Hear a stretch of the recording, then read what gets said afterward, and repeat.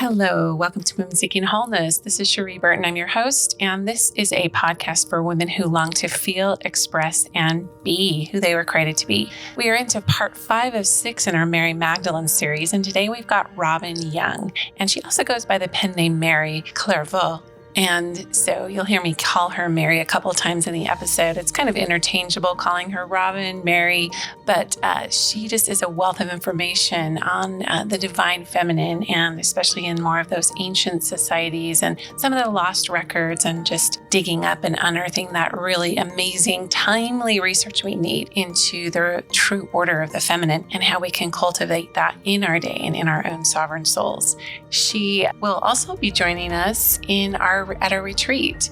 I'm told she's going to be attending, and this retreat is October 24th to the 26th. You can see the link in the show notes and also on the Women Seeking Wholeness Facebook group. We're incorporating more of that inner fortitude and stillness, bringing out your own unique soul signature and essence. It's a very gentle retreat. It's also very powerful, and it will be held at the Zermatt Resort in Heber Valley or Midway, Utah.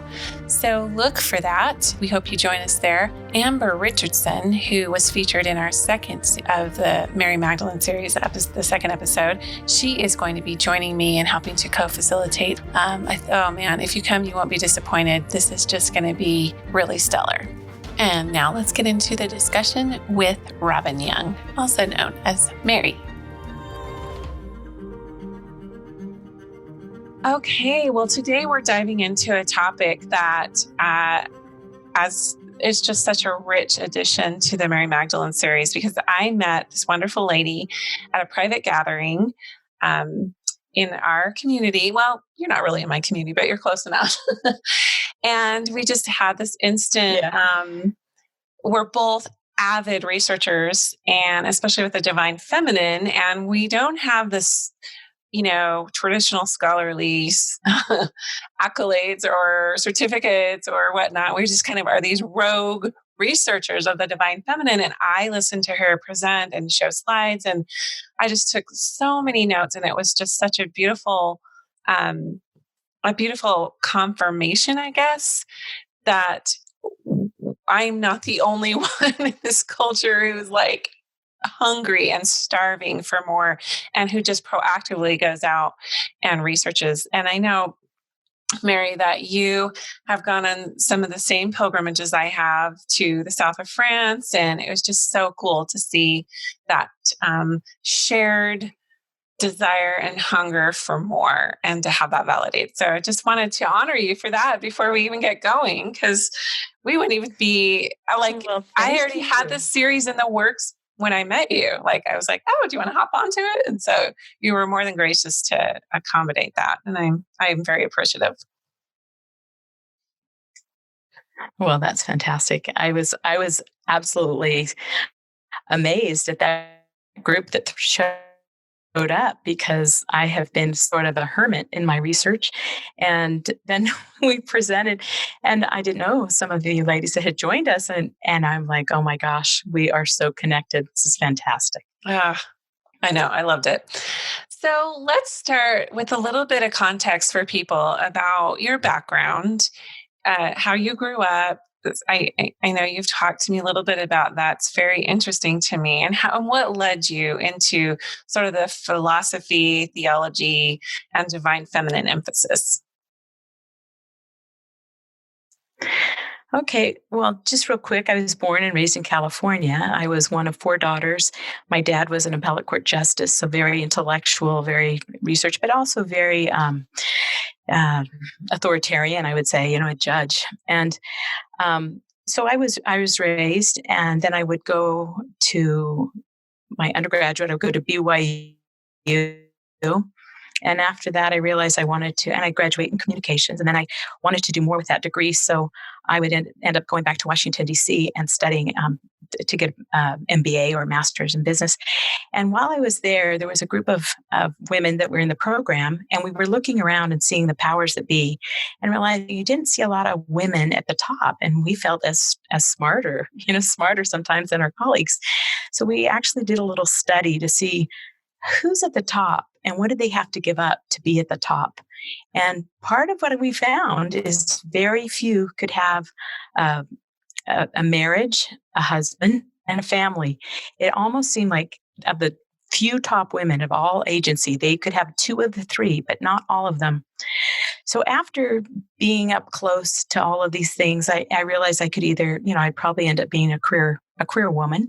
And I didn't really want to live on the East Coast, having been raised on the West Coast. So I would eventually want to finish my degree on the West Coast. So when I moved back to California and start that program, I would also meet my future husband. And looking at finishing the degree, he was going to be going over to Saudi Arabia. And so we just decided I would give up mine and I'd go with him, and we would live in Saudi Arabia for a while. And that started, I've always had a very spiritual core. And I've always been a reader, kind of researcher. I love philosophy. I love ancient myths. I love religion. I love history. So those were always part of my, kind of library. But I got to see a different culture and a different way. And what I thought was bad was, way ahead of what I was seeing, where women couldn't drive and the back of the bus was filled with women in black, and the men could drive, but I mean, it's just a culture. And I'm like, what caused this? What has caused this huge division between males and females? And why do we operate under this? After we came back, we'd move up to Northern California, where I would have my children near San Francisco. And then we had 3 kids. And then unexpectedly, there's so much I can tell. It's too long to tell you. But anyway, I would end up having twins, and that gave us a family of 5, and I would stay home. And as I raised my children, I continued my research. And that's where, I don't know, it leads to lots of different areas, but always in this area of women, history, and kind of theology, psychology, philosophy, those areas. Yeah, and I have that same fascination as I was, kind of starting my academic path. Why are women not as visible, and what constitutes being quote unquote at the top and leading out in a particular field, especially as we're talking about theology, and institutions, religious institutions. It was just really, really, really fascinating to me, the psychology of that, because that's my background is psychology. It's like, and so tell me a little bit more about, like, before we get into Mary Magdalene and how you were drawn into that, kind of drawn into her story and the Nag Hammadi texts and Egyptian stuff that we'll get to, which is super fascinating. But tell me what you discovered when you had sort of that asking and inquiry around what constitutes someone who's at the top. Like, what did you discover there as far as men versus women? Well, they had to break barriers, right? But most of it comes from our theological underpinnings. Even if we don't think we're religious, we live in a culture that we come from a history of belief.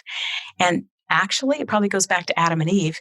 And somebody, I would say a man, told the story that sex was the sin and Eve was a sinner. And those girls, you watch out for their girls, they're going to get you. And that's absolutely, what a horrible, starting point for humanity, that half the human race is more guilty than the other half. But when you really look, you can say, well, there are 10 more men in prison than one woman, or the nature of a woman, which is, loving and charity and kindness and goodness. And how does that make us less than this more animal, forceful, angry that we see in the natural man? So there's this disparity. And part of this research would be to kind of uncover what happened. And it goes back through, we've had male teachers, philosophers, historians. It goes forward and forward and forward. And so we've always been looking through their eyes. And so you talk to a group of women that are doing her story. And I think that's so powerful because we've always had his story. His story. But there's a beautiful quote. So there's one in Corinthians, and I feel like that's where we are as women today. And it says, for now we see through glass darkly, but then face to face. For now I know in part, but then I shall know even as I am known.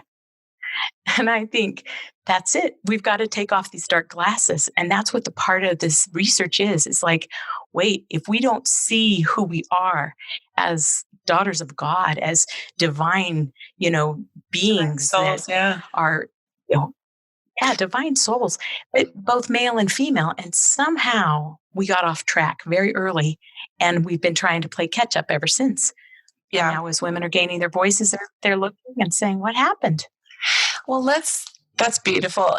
Really beautifully put. And I love the her story reference. I have heard that before, but you don't always think his story has been the story. That the archetypal male leader is typically religious. And so we get, but you and I both know it did not start with what we have biblically. There's massive ancient Egyptian rich. Let's start there, because that's kind of the seedbed of humanity, right? Is the Egyptian, some of the texts that the Nag Hammadi texts that were discovered in Egypt, a lot of most of even the Gospel of Mary Magdalene, which people don't know that the Gospel of Mary Magdalene was not actually found with the Nag Hammadi texts. It was found separate, but there were 4 separate accounts that were found in Egypt, independent of the Nag Hammadi text, that the Nag Hammadi text corroborates those 4 different Gospels of Mary Magdalene that are very congruent. So we know, and I'm going to do another podcast on this, but we know now through science and through these texts that were delivered, actually not even, I think, translated until the late 60s, that we've had these millennia where the feminine voice of Christianity, if you will, was not even, we didn't even have a surviving text until these were discovered, and it was Mary Magdalene. So walk us through a little bit of what happened with these Egyptian writings and sort of how things maybe have shifted to what we have today and what was given to us and how we were given the biblical texts and what was missing from that. Okay, I'm gonna step back just a little further, because what has led me back here was really starting research for a story out of the Bible about Joseph and Aseneth. And that story takes place in Egypt, and actually Aseneth's home is in a temple. And now this is the Joseph of Egypt, right? The beginning of time. This is Joseph, the son Joseph, of coat of many colors. Okay, got it. So, I know it goes back, but what happens is the ancient theology that we now have off of actually engravings on the inside of pyramids, that story was a play, and they have a very sophisticated philosophy of that we came from something before and they're going someplace after. And the male and the female in that culture was very balanced and equal. The women had equal rights. They could have divorce. They could own property. They were female pharaohs. So it took a female mother to pick the pharaoh, and it took a female, or the wife, to anoint the pharaoh to become king. So these women were very involved. And when I started researching this story, which really precedes the Mary Magdalene story, it's as if it's rolled forward in time. But we know that it was more ancient, but it's really the role of women in society. And so those texts, we know it's like Christ and Mary were the perfect examples on earth. In fact, they were probably like Isaiah was looking forward to the birth of the Son of God, but he knew he would come. So he wrote about him before he had been there. And I think these texts are the same thing. They wrote about what they knew would happen in the future. And then it actually happened in the millennium or the mid-time, that in between the ancient and the new. But what Christ was doing, he was fulfilling all of the ancient, the law of Moses and the law of the prophets. And Mary was his companion and actually fulfilled that feminine role. But because time going forward, right, they buried those records. They weren't included in our canon of scripture. We have been left without that pattern. And if you don't have an archetype for a woman to go after, she ends up being kind of lost. Like, what's my role? How am I supposed to do it? I'm not a man. I'm not going to look like a man or act like a man. I think we tried to do that in the 80s. But now women they're putting on their dresses. They're being feminine. They know that there's a feminine power and they want to embrace it. And I think it's coming forward for a purpose. So those stories is, I have two books that I'm working on. One is actually, it's from that text, the Nag Hammadi text, but it's the story. Sherry, you gave me the idea. You're like, Robin, you should put that. And so I am it's her vision that Christ gives her about how do you ascend back into the presence of the divine. I told you to trademark that. So that I saw your rough sketch of it. I'm like, you need to hire a graphic artist and you need to trademark that, because that was an amazing visual tool for me to be able to look at the vows and the ascension levels of the Gospel of Mary Magdalene, which I'd never seen anyone draw it out that way. So I thought it was brilliant. Yeah, so that I actually have hired now a graphic artist, or it's a classic artist, I guess. And that's what I'm doing. Honestly, I think it will be but it gives us a pattern for the female ascension. How do we tend to think if we just keep the law of Moses, we're good, right? And it would be great. That's our basis for our laws. Don't lie, cheat, kill, steal, those things. But we don't really have a pattern, or we haven't looked for one very well. We have the Sermon on the Mount, to think higher and change your thought process. That's great.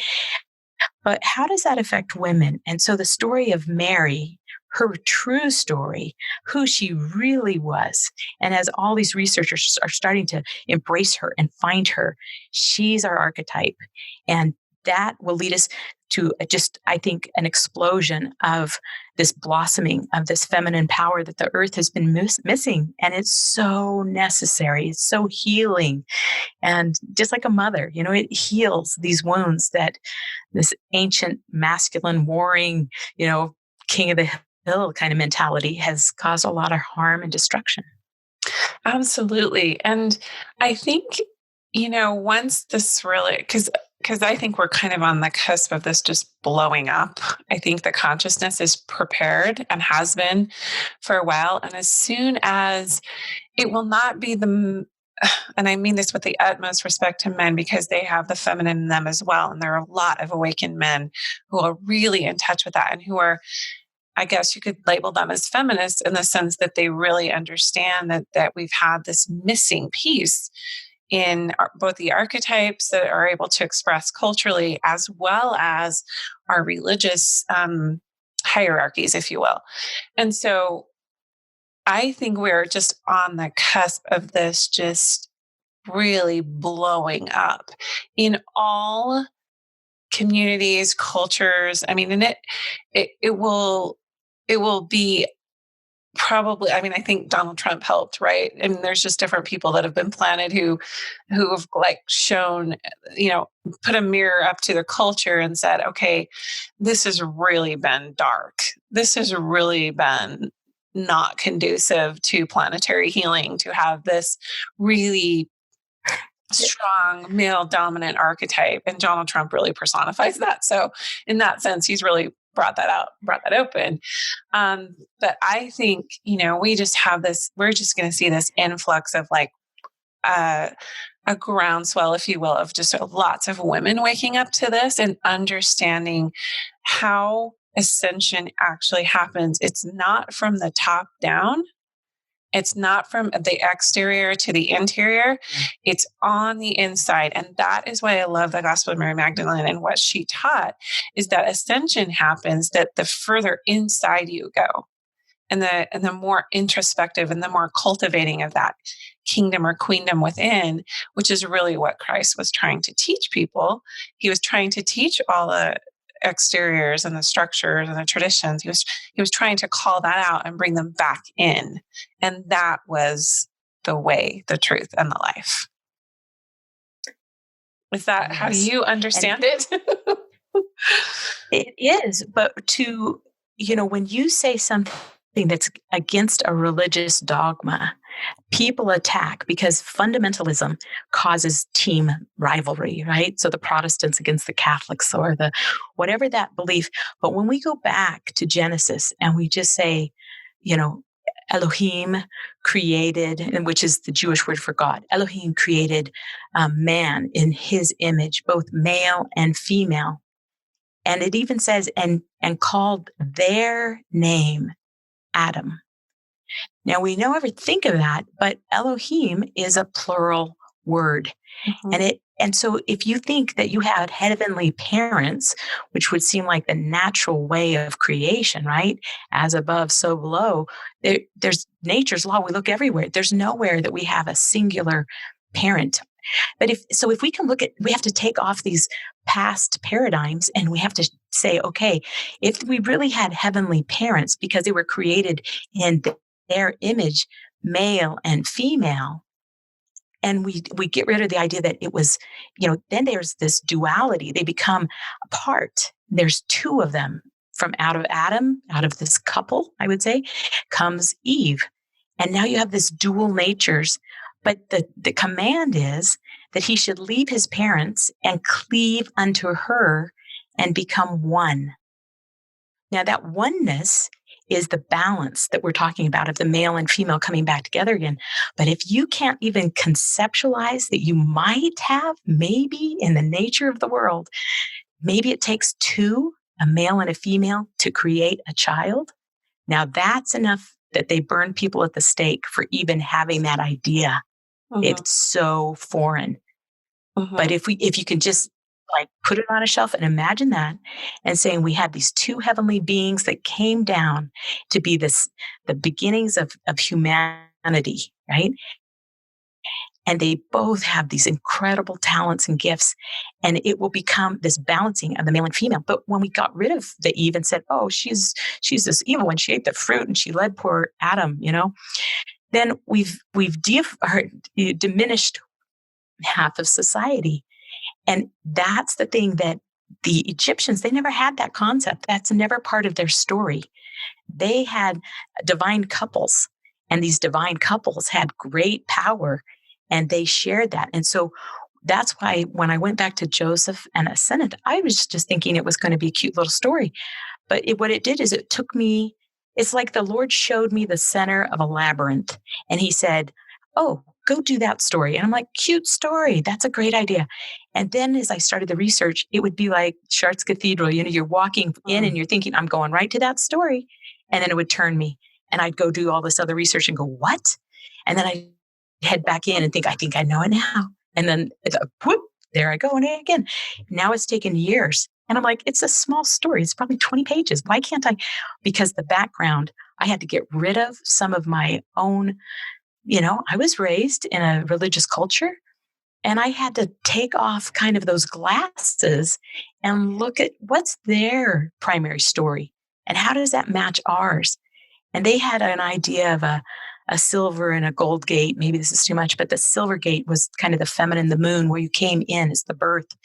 And the golden gate was on the west, and it's an exit, and it's a point where you leave, and then there's a resurrection, right? That's kind of like the masculine Christ. But you had even the keys for the Pope are silver and gold. The keys that are represented that he gave Peter are silver and gold. There is a balance that has been completely denied. And when we go back and see it, I think I was trying to explain to you earlier, it's like some artist has painted this beautiful picture, and you're looking at it from the corner or from above or from below, and you're kind of getting the idea. But if you stand right in front of it in that perfect point of perspective where he drew all the lines out to give perspective, and you hit that perfect point, everything comes into focus. Mm. And that's this journey that the Lord has been taking me on. And all of a sudden I found that point, and then all of our history just starts falling into alignment, and you find her, and she's absolutely essential for us to know who we are as women, what our archetypes are, what is our purpose, and how do we then rebalance and go in with our men. I've been married over 30 years, and this has been quite a process as I've had to step out of like normal thought process. And my husband's saying, what's going on here? But it brings you back together in strength. Yeah. And actually, there's a great reliance upon the wisdom of the feminine from in the masculine perspective. Like the masculine has a deep reliance on feminine wisdom. And I've seen this in the healing communities. Absolutely. Healing communities where these modalities that have arisen with, energy psychology, Reiki, all kinds of these healing arts are typically led by women, and innate body wisdom, connection to the earth, that is pretty inherent in females. So it would it lends itself to like, that is the feminine. And when men are in touch with that, then they have more inner wisdom. But if they don't have their own paradigm or reference around a feminine deity archetype or, Egyptian, divine couples, if they don't have that reference, why would they, but women, I don't know, women definitely have that natural affinity to go within and to sort of, ask the deeper questions than what's just showing on the exterior. I think it shows up because men desire the woman, right? They want that. Mm-hmm. And they want to feel that love. They want to feel like, but what happens if it's broken, it becomes rape, right? A desire without a connection. And I mentioned it to you earlier, but I had a rape situation when I was in my early 20s, and I would repress that memory for almost 20 plus years. Mm-hmm. And when it came back out, I think something actually had been slipped in my drink, but I remember feeling destroyed because there's something about, if you're not a virgin or if you're dirty or something. And I felt destroyed. And I had kept that for my husband because I thought, he wouldn't think, he wouldn't think. And when I really had the courage to tell him about that, he just the compassion, mm-hmm. right? Because he'd grown up. But even in our early life, after the twins, we had some marital problems. And I thought, he's going to leave. I just had our fourth and fifth baby and he's going to leave. And what happened is we really had a frank discussion. And I said, you might have fallen out of love with me now, but if you leave, you're going to be kind of a lone man. And these children, they will love me. Can't help it. They're going to love me.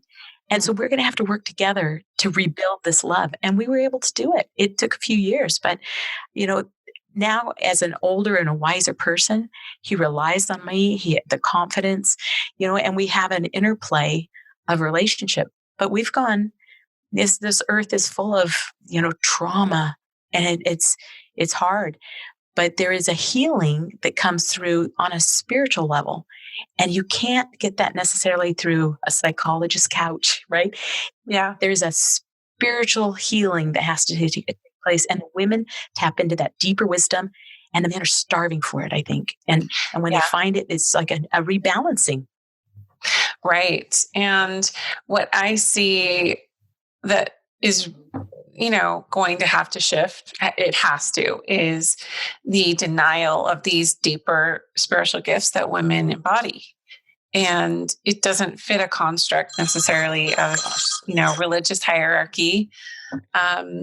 It's more than just a support.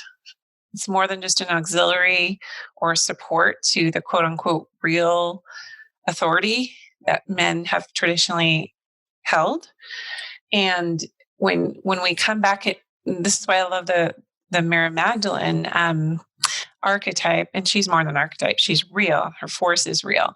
But the reason I love her so much is she brings it back to soul sovereignty. She brings it back to inner authority. And that is the piece that has been missing.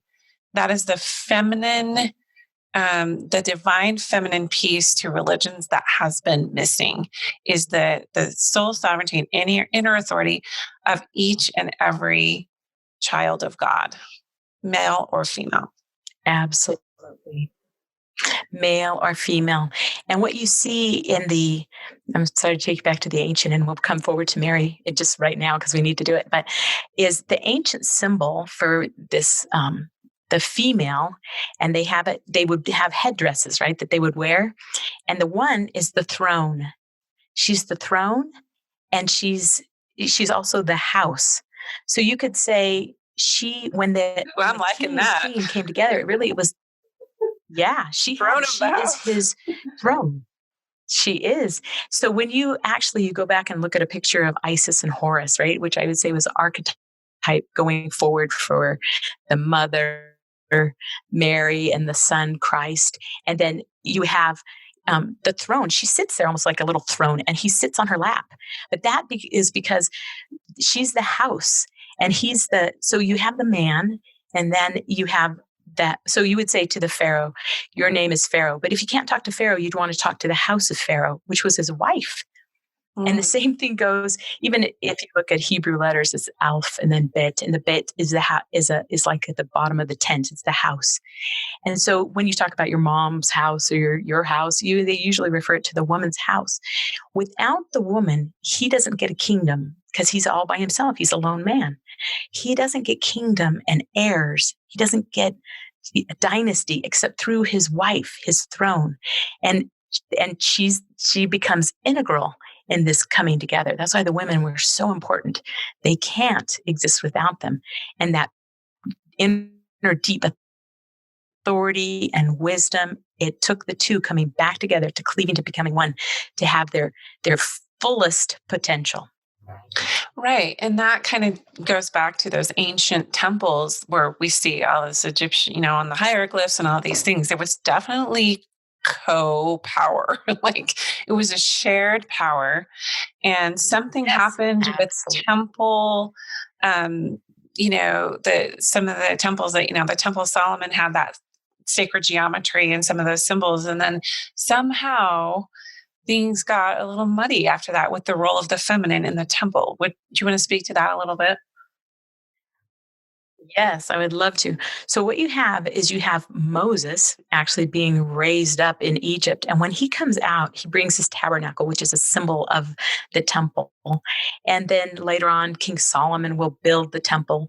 And within, they had the three outer court, the inner court, and then they had the holy place and the holy of holies. And in the holiest place was the tree of life, which we think of as like a menorah. And that was actually inside the holy of holies, because the woman represents this love of God or this fullness of light.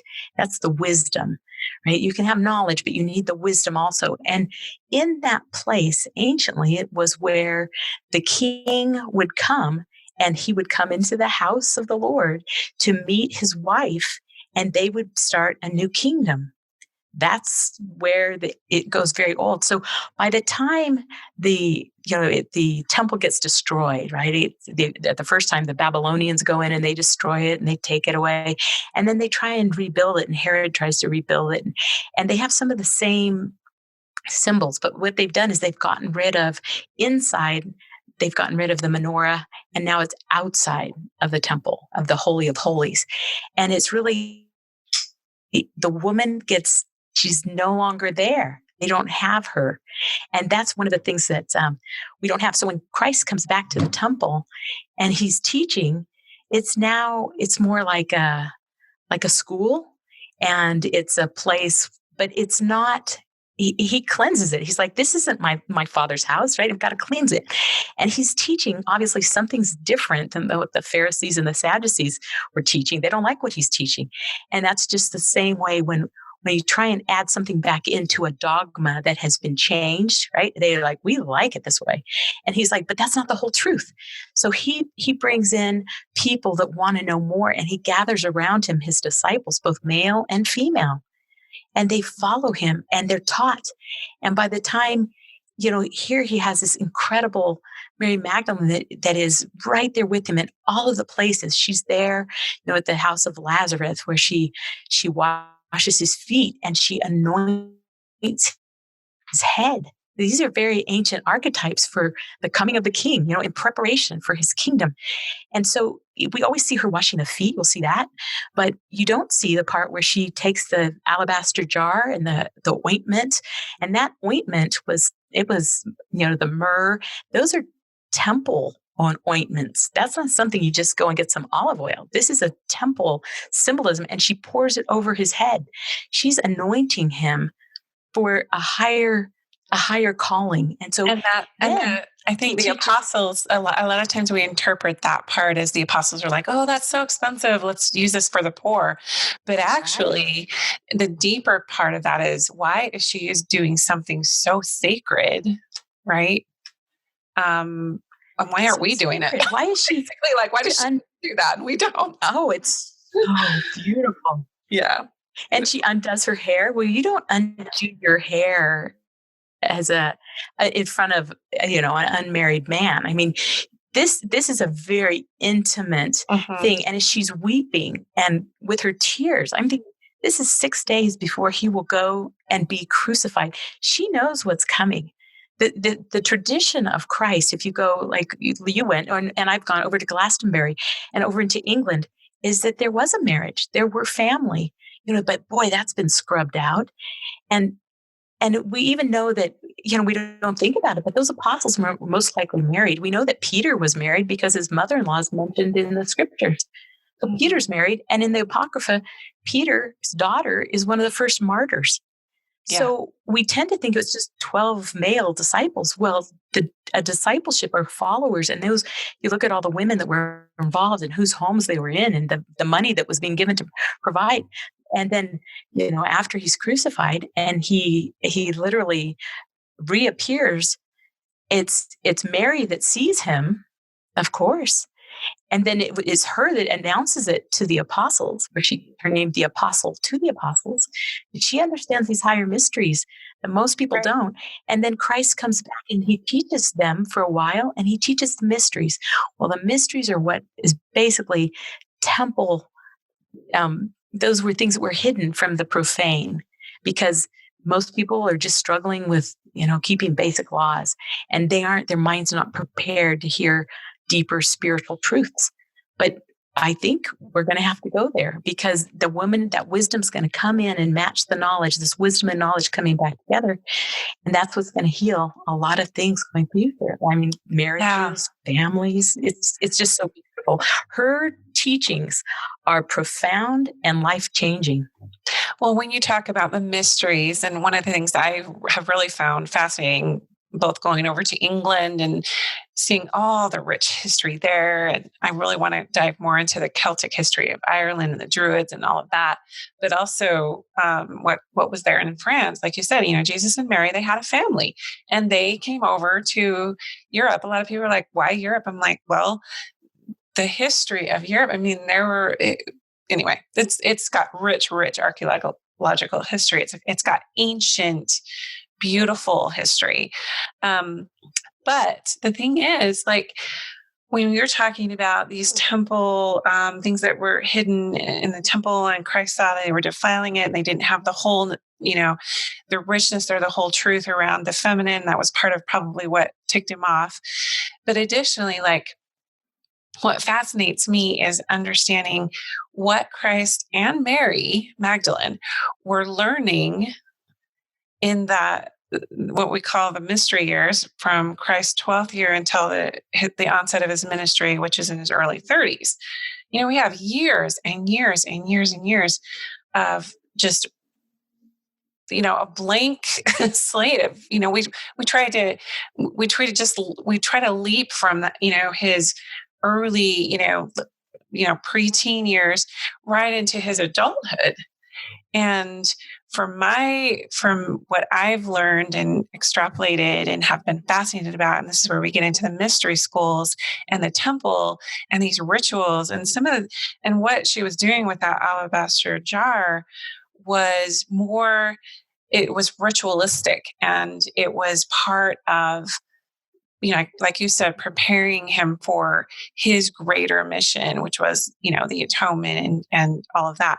But also there were so many other rituals, and especially as we're looking at the Egyptian mysteries, in that divine couple, in that balance of the sacred masculine and the divine feminine, or the sacred feminine, what were those practices and what were those rituals and what were the things that they were learning? And one of the things that religion has done is it's really convoluted sexuality, and it's made it, there's a lot of really I don't know. I won't say it, but it's just made Eve the temptress, and it's made it all about sex, and the downfall of society is all about immorality that way. And we do, it's the least talked about topic in religion and even in society at large. It's the least talked about thing, but it's the most denigrated and it's the most twisted, and it's nobody's talking about it. And like you said, a lot of these things and these beliefs are born of religious dogma. And so I've read a lot of stuff, and I've talked to a lot of different teachers who talk about how pure and undefiled sexuality was back then. And the reason they painted Mary Magdalene as a prostitute, or I say it back then, I'm talking about these ancient Egyptian mystery rituals, whatever they were, very much protected the sacred feminine and her role as creatress of mankind and the womb of creation, and how that was cleansed and how that was honored culturally.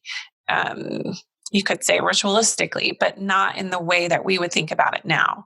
And that to me is a big piece of something that's been lost. And that's why they made Christ celibate and Mary Magdalene a prostitute, because they didn't have a way to honor that didn't denigrate Eve and make her the problem why men are immoral or whatever. And then they also didn't know how to place Mary as a feminine leader because of her sexuality and because of, like you said, you don't undo your hair. And, what she was doing was kind of taboo, and it rose reaction. So I just wanted to interject that because it's, we have these Western ideas of what we think, that have been born of some dogma that really just doesn't support sacred sexuality or even the divine union of the masculine and feminine. People don't know how to put those together in a way that isn't polarizing, or like you said, it isn't about duality. That oneness is really hard for people to conceptualize. When you realize that the man's, makeup is he thinks about sex a lot, and so he projects a lot, but we know that it wasn't until about 1000 AD, 1034, I think, AD, think of this, at Christ 1034, that the Catholic Church makes the priests celibate, that they cannot be married. This is 1,000 years after they were married before then. Isn't that amazing? We think because we're, that it's always been that way, but that is not how it was, because it was the first, commandment of God is to multiply, replenish to the earth. That's a holy thing. And what has happened is when you denigrate it, then it becomes dark and mistreated. And I would say probably the greatest sexual sins, because if you can make the woman less than, or an object, or her body just for your use, oh my goodness, it's the greatest crimes against humanity have been these sexual crimes. When in fact, and I'm going to go back to the Egyptian, but another one of the hieroglyphs on her head is the shuttlecock. It's the loom. She's the weaver. She puts together matter, and she is the vessel through which, these bodies are born and holy. And so if we can take what this horrible twisting of history has done to the image of what is she about, and say, wait a second, she is the queen mother that provides your family heirs and children and life and civilization and culture. And you've tried to denigrate that, and look at the harm it has caused humanity. Well, and that's what Christ was trying to heal. Yes. And for me, and I talk about this very openly as people know that my religion of origin is Mormon, or the Church of Jesus Christ of Latter-day Saints. And there's a lot of theology that supports a mother in heaven and all of that. There's so many missing holes and pieces and just inconsistencies and incongruencies with feminine leadership and the Heavenly Mother archetype and the actual Heavenly Mother, and especially Mary Magdalene. She's completely glossed over and looked past. But with that, I always, when I would write this in my journal as an adolescent, I would write, where is my role model? What is and I literally have a phrase, like I think early in college, right before I served in an LDS mission, I wrote, what is in all capital letters, what is my eternal destiny as a woman? Because I don't see it anywhere. It's not clear. It's muddy. And I both went to BYU, and we saw some of the fallout with some feminist scholars who tried to assert a little bit more, dig a little bit deeper, who were kind of excommunicated from the church for that in the 90s. And I think we're coming back into not just with our church, but with any religion right now. There's this massive hunger to see women serving as that queen that you're talking about, and not in a very benevolent way, not usurping the masculine, but just saying, hey, we have these inherent gifts. We hold this wisdom. We embody this this connection to creation and all that is, and we kind of get it. We understand, like you're saying, when your kids are away, they're not crying for their dad, they're crying for their mom. Well, we are too here on earth right now. We are too. Absolutely. And it's as if we got sent, and Margaret Triscano talks about this, but it's like we got sent away to school, and our parents sent us off to earth, or to school, or on earth here. And it's like sending your kids off to college and your dad saying, hey, we can't, your mom, yep, she's here at home, but you can't talk to her. You can't talk about her. So just go ahead and finish your education. I'm your go-to point. I'm your go-to person, right? It's ridiculous.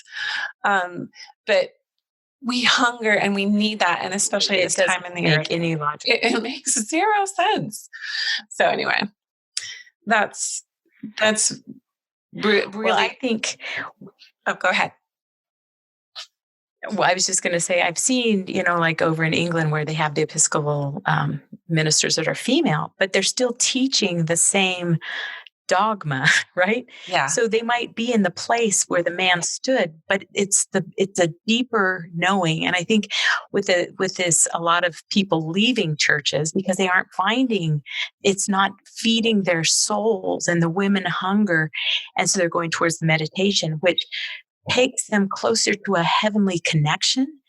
Right. And they're feeling her presence. They're feeling that love.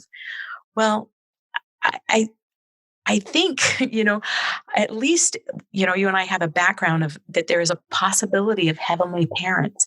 And that is nowhere else do you find that concept, right? That's pretty widely taken away. But when you go to meditative and you feel that warmth, like going on as the dawn is breaking and that sun's coming up over and you're feeling that light and that warmth to your soul. I think that's what we're hungering for. And the tree of life is what epitomizes the heavenly woman. And her fruit was the love of God. I'd say Heavenly Mother and Heavenly Father. That light that she could give was that, it's the hug of that mother to that newborn baby or that 2-year-old that you're putting him to the breast. You're giving him the living sustenance out of your body. That is the love of a mother. She would die for her children, right? Mm-hmm. And the man will try and protect, but she's just everything. And I can't imagine that a loving Heavenly Father would break that tie. But on earth, a dark source has caused us to be blind to that love and light. And that's why we have to start removing these false paradigms, these false teachings, and realizing, wait a second, she's here, he's here. We can feel that presence, and our minds can be opened to the higher mysteries. Yeah. I think you've noticed that we have friends that they're starting to have dreams. They're starting to be taught from the spirit, from the heavens above, right? Directly. It's direct experience. Yeah. It's not the mind. Yeah. And I love what you shared about, yes, there's definitely a movement into like yoga and meditation and people kind of taking that spiritual path of direct experience, which the podcast episode that I did with Idemar Karain from Ireland, we talked about mysticism and how these mysticism just being defined as direct experience with the beloved or direct experience with the divine. It's very much a personal and sacred thing, has nothing to do with anything exterior. It's just within. That is the part that was very, very threatening to the early church. And any religion now for that matter, because it takes churches out of power. It takes leaders out of power for you to say, you know what? No, I'm having my own dreams. I'm having my own intimations. I'm having my own downloads. That is threatening to a structure. That is threatening to a leadership structure.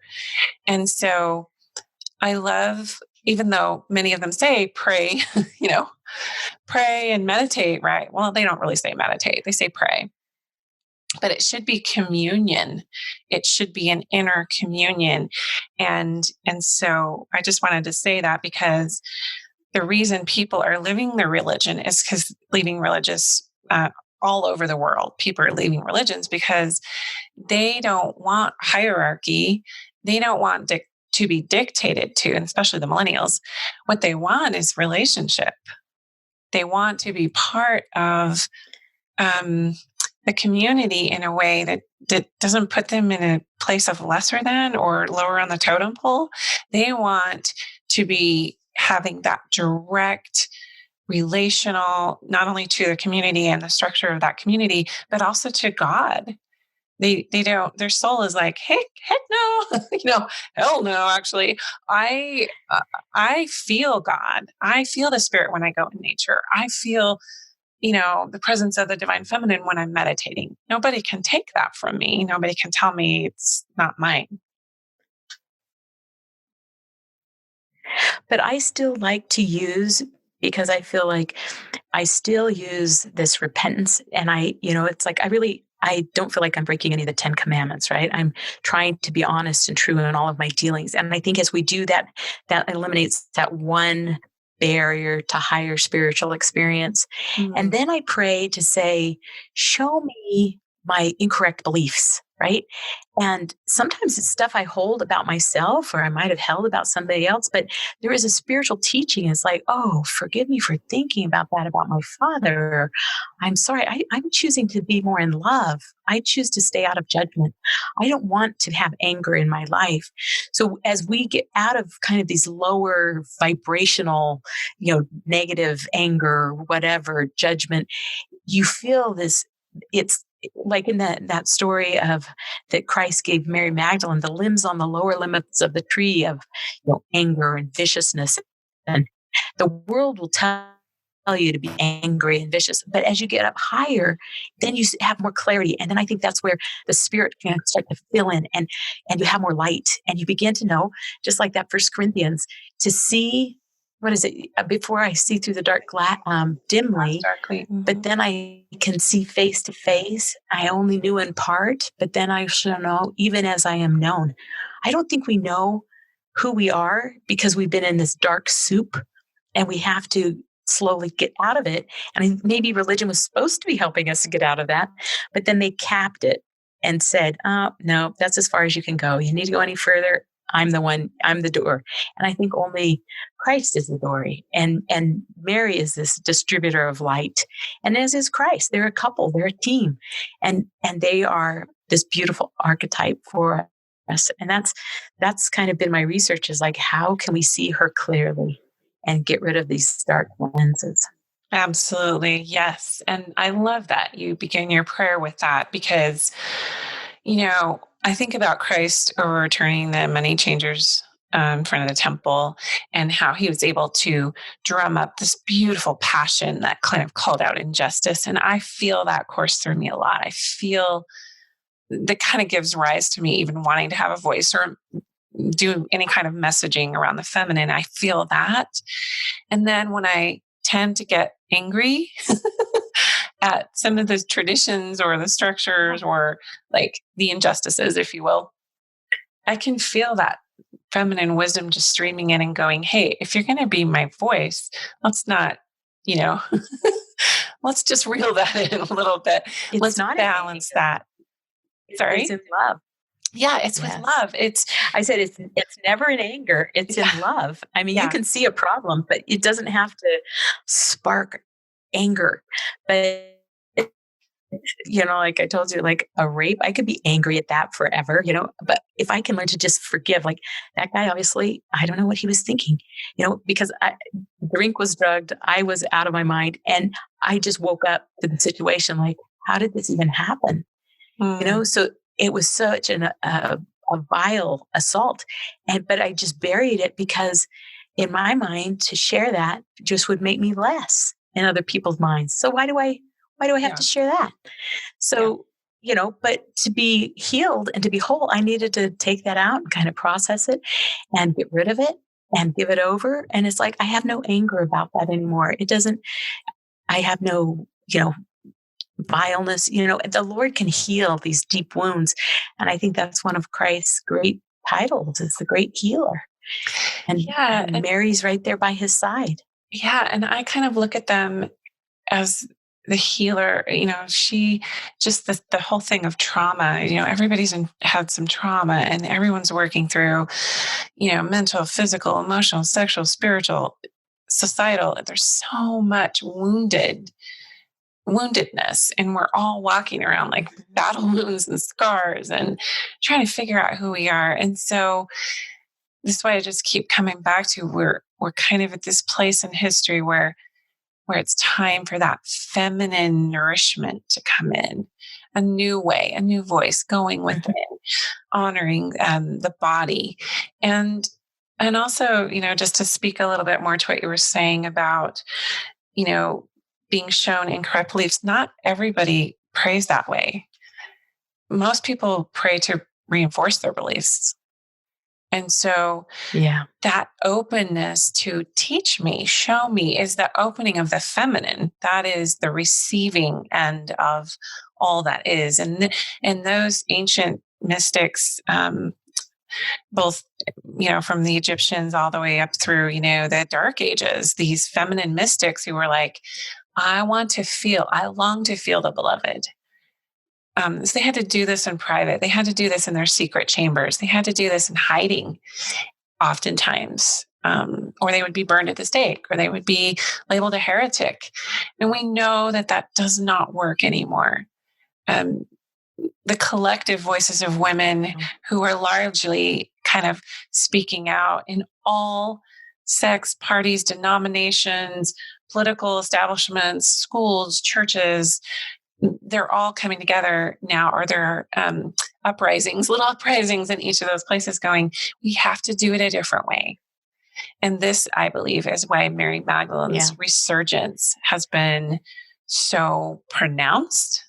Not for everyone. She's not the archetype for everyone. She doesn't come through, but something like her will come through for someone when they start to think about how we can start to heal spiritually with new feminine archetypes.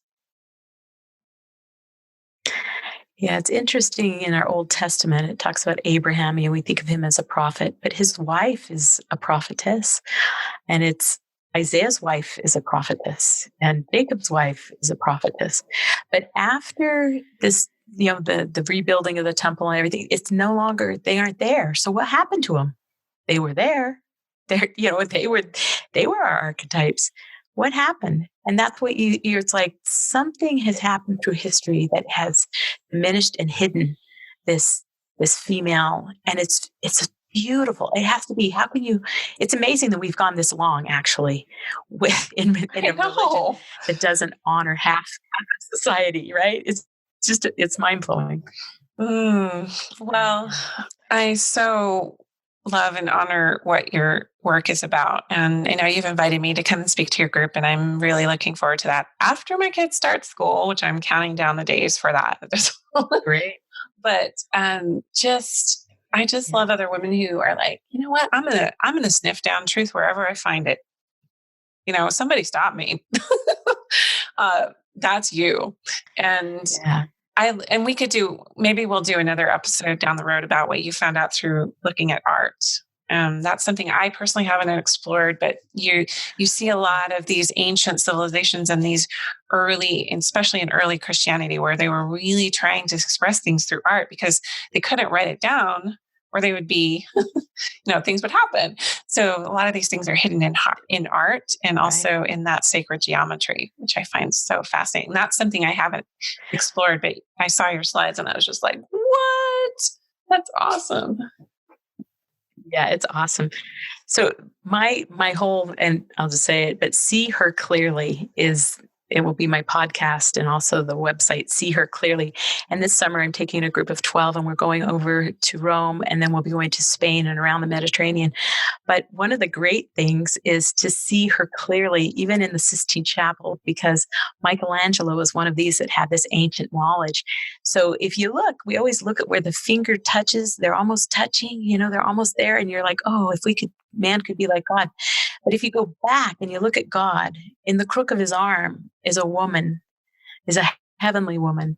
And at their feet is the Spirit. It's about ready to be delivered into this, into these bodies. They're going to get these earthly bodies. So it's incredible. And so he wasn't spouting the Catholic theology, obviously, but that Sistine Chapel is just full of all sorts of incredible symbols that they knew, but they couldn't speak, more openly about it.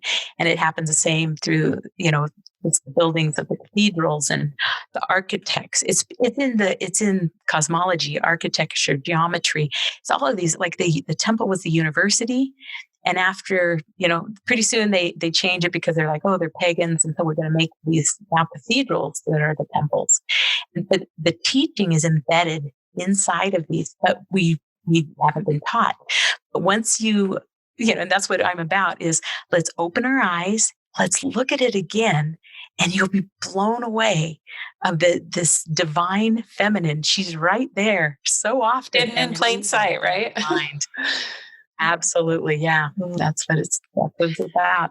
And it's like the best Where's Waldo game, right? When you understand some of the symbols and some of the clues, it's like, oh my gosh, look at her there. Look at it there. It's in that symbol.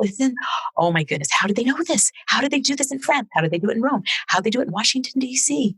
How did these people know?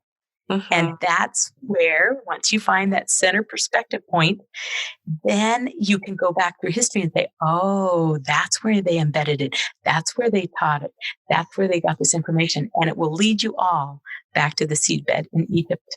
That's because they knew Christ would come. They knew that. Yeah. Go ahead.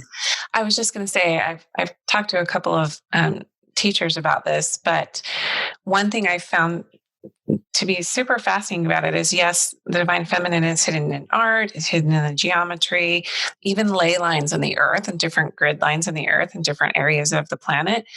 But also, this is what I find super interesting, that women, especially women of different lineages or women, and everyone has different beliefs about premortal existence or past lives, or that, the spiritual realm before we're born. It's one of those mysteries. But I've even heard it said that that the cat, when you talk about the Cathars and how they had all their records burned, and kind of that whole Dark Ages and when all the Reformation was primed to take shape, that the women, that God created a woman to hold as a container wisdom in her body, so that when things were physically written as tangible scripture or text could be burned, but the truth would always live in the woman. And that gives me chills, because that resonates with me. And I'm not saying it exactly the right way, but we are the vessel, we are the earthen vessel, we are the containers of the wisdom and those codes, and that it's all written into our DNA, and no one can take that from us. And so that quiet, or the hellfire, it could be a hellfire energy, because women, hell hath no fury, right, than a woman, right, who's been mistreated or scorned. But, yeah, you better honor her. Yeah, don't so scorn her. Lest we think that the divine feminine is all about being docile or submissive or weak or passive. Oh, no. And that's part of the power of who she is. You got a mama bear. She's got, don't mess with mama bear. Yeah.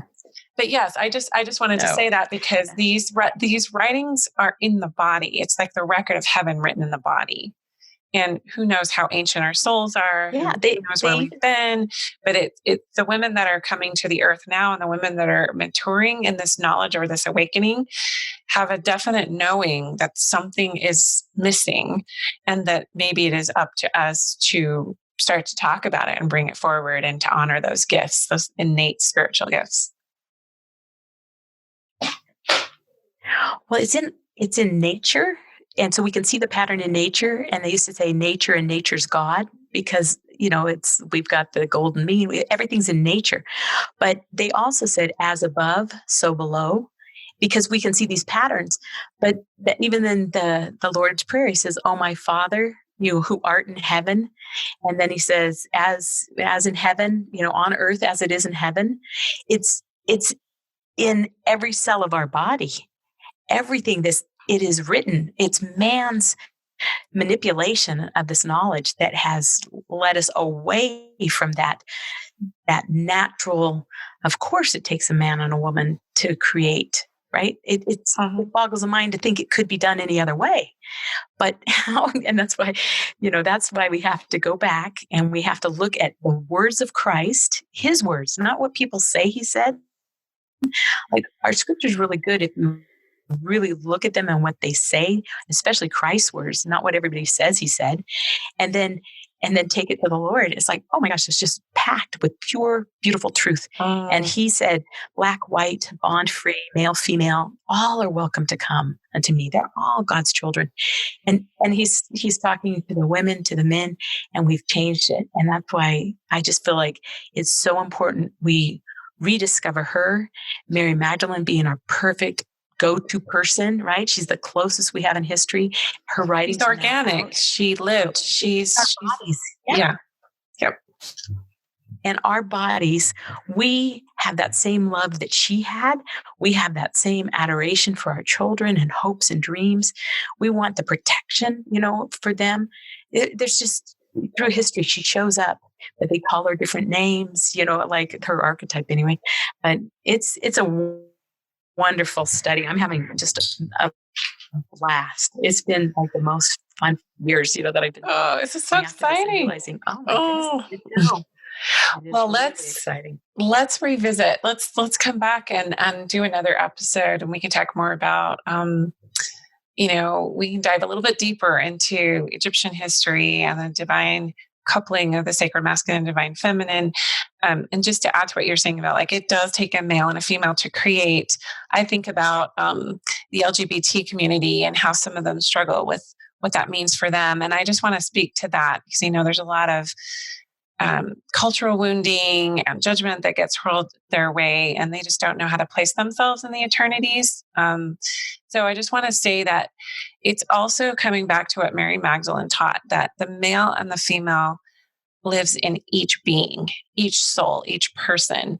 And so regardless of how you walk this earth and the choices you make or who you decide to be with, there's still that marriage, if you will, and that sacred union within each and every human being, where Heavenly Mother, if you want to call her that, and Heavenly Father, if you want to call him that, live in each and every human soul. And so Sarah Beek and I talked about this when we talked about the Trinity of true love. Most of our references for deity are male. So we have God, Jesus, who's the Son of God, and then the Holy Ghost, which has been thought of as a male presence typically, or a male spirit being. So I just wanted to add that because I don't want to polarize anyone. And I know people struggle with things, whether it's their sexual orientation or their gender identity. And they also, just as I grew up trying to figure out my station in, as an, eternal destiny of woman or feminine or female, that there are other struggling souls who are trying to grapple with that, their station and their gender in the eternities. And so a lot of times dogma can come in and really confuse that. So I just wanted to say soul sovereignty is the most important aspect to your spirituality. It's how the sacred masculine and divine feminine live within you. So just had to say that about creation. Yeah. I feel like whenever we are in judgment, right, it blocks us. So whether you live, whatever, any kind of lifestyle, it's your journey, your life, and it's to stay in love and non-judgment, because everybody's on their journey, and I don't know where anyone else's woundedness, and I don't know, right? Some people, the wounds are so deep, and so we start wherever we are, and we stay in love and non-judgment, and we move forward, and that's the best we can do. Yeah, you're totally right. That's all we can do. And the reason it's called the mystery or mysticism or mysteries of God, there's a reason it's kept as a mystery. There's a really, really, really good reason for that, which I don't completely understand. I have some awareness around it. Like I have some of my own ideas about that, but there's no institution or leader who can tell you what those mysteries are unequivocally. And that's why going within and claiming that beautiful heavenly presence that you talked about, inner warmth and the soul, and that part of it is what we need to heal as humans. And so there are many ways to find that, and there are many paths, and there are many teachings. And so whatever it is for each person is so sacred to that person. And I just honor that. And there's also the scholar part of me that wants to just dig and research and research and research. So I'm probably like you. I have to find that balance of like, there's knowledge and then there's mystery. And being okay to be in the mystery is part of our earthly challenge, especially if you're a religious person, right? Because you want those answers, dang it. You want someone to just spell it out for you in black and white. I had a beautiful symbol of that shown to me recently, and it was, we have to get out of our own sins, our own misconceptions, our own anger, wrath, whatever those things are, and get to that place of peace. And then when the Spirit opens up and starts to direct you, it becomes a very individual path. But it's like a spiral staircase. You take a step and you can't really see the end result, but you just keep going up. And that's kind of this beautiful process. It's not a straight line. It's not like somebody can, but the first parts of that are, because we have to get rid of some of the things that keep us in a low vibration, our fears, our anger, our judgment, all those things, they stop the Spirit from resonating to your soul. And as you work on that, on love, forgiveness, light, those things, then you start to being led. And that's your journey, right? And that's exactly what you're saying. We each have our own journey on this, and it's beautiful and it's exciting that we haven't even had a good explanation of it, really. And so now that's kind of coming forward and becoming more apparent to those that are finding their paths. That's beautiful. Wonderful. Yeah. I love diversity. I'm starting to embrace diversity and mystery more, and it feels really, really beautiful in my soul. And so thank you so much, Mary, for what you've shared and brought to the table. And I'm looking forward to further communion with your women's group and learning more from you and sharing ideas, because it gets really exciting when you start to dig down and find some of these cool mysteries. Well, thank you so much for letting me come on. When you first talked to me, I'm like, I am so not ready for this. I made her do this, people. And so if I sound scattered, I'm so sorry, but I haven't gotten the message. It's so broad. It's so encompassing. It's like finding a whole new part of, like the other side of the religion. Like, wait, we've only been looking at half of this. And so it's just beautiful, but it really, when you have to trace it through and find that where it began, and then you gain your perspective through all history, that's a lot easier. But it took me a long time to wind back those golden threads that were kind of everywhere and say, oh, you mean they all land right here? Okay, let's start there. And it makes sense. Yeah. And I guess, and we can kind of end here. I think that's why Mary Magdalene is so powerful in her gospel, because it always leads you back to going within. How does this feel? How does this resonate? Mm-hmm. How does this align? And that is where we really come to peace within ourselves And we don't walk around feeling like just a less than all the time.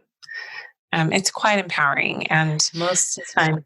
yeah, it can be very affirming. I'm sorry, but I was just saying. It's okay. Yes, because you have that spiritual nature that's in you, right? And you have to, we have our external world we live in, but when we go back in, we connect with that spiritual nature and we become that one wholeness within. That's what I think is her teaching in a nutshell. So I'm sorry, I keep talking. I'm done. No, you're good. You're good. And I'm going to give some details to people about some of the events I have coming up. There's one this October I'm doing with Amber, our mutual friend, Amber Richardson, about embodying the divine feminine and what that means. And it's a 3-day retreat, October 24th to the 26th. And I hope you can come and maybe add to our, we can talk more about that later, but it's in Heber. It's in Midway at the Zermatt Resort. And it's just a beautiful, we'll be in and out of nature and just I'm really now less passionate about lecturing people and giving them, my ideas as much as I am leading them back to how do you come within? How do you get back inside? How do you check back in with your soul and let that soul sovereignty rule and reign, if you will, in your own life station? Because that is your power. That is your divine connection. And so, yeah, everybody stay tuned for that. And if you're interested, you can message me or, we'll have some links to that coming up real quick, probably within the next week or so. But thank you so much for your time. And I know you think we were all over the place, but that's just how I roll. Like I never script out my episodes. I'm always jumping around because I kind of like to go with I'm like, oh, that sounds cool. Let's explore that. And so this was great. And like I said, let's revisit another episode where we can climb deeper into some of the things that you have discovered. I know there's a lot in Washington, D.C., and we could do a whole, and you're the one that kind of alerted me to that, but the goddess history of the American founding, all that stuff. It's pretty fascinating. So we'll do that. We'll do another episode. How does that sound down the road? Sounds fantastic. Love it. Oh, thank you so much. I'm excited to find this community that's starting to, connect. And I'm listening to you and loving it. Thank you so much. It's very gentle. It's very gentle. It's not an uprising. It's just sometimes there's not a physical gathering as much as there is just a connection of like-minded souls who say, you know what? I see you, I hear you, I honor you. And so that's what we're needing right now. We're needing to be seen and heard and really honored for our own divine souls. So I honor your divine soul and your time and contribution today, and especially to this discussion on Mary Magdalene. You made it so much richer. And so thank you so much. She is another example of a strong woman who's emerged and taking the whole beauty from ashes kind of thing, or trading beauty for ashes, because she had this repressed trauma that was there kind of percolating for decades. And she transmuted that and transformed that into her work, into her research and writing, and just grappling and struggling and, seeking really earnestly for those answers that land really beautifully in her own soul. Again, more information upcoming on this retreat. So stay tuned for that. Or you can go to my website, CherieBurton.com, and we may have some updates there. Or you can email me directly, Cherie@CherieBurton.com. Have a blessed week, and I will talk to you next week solo for our final episode, part 6 in Mary Magdalene series.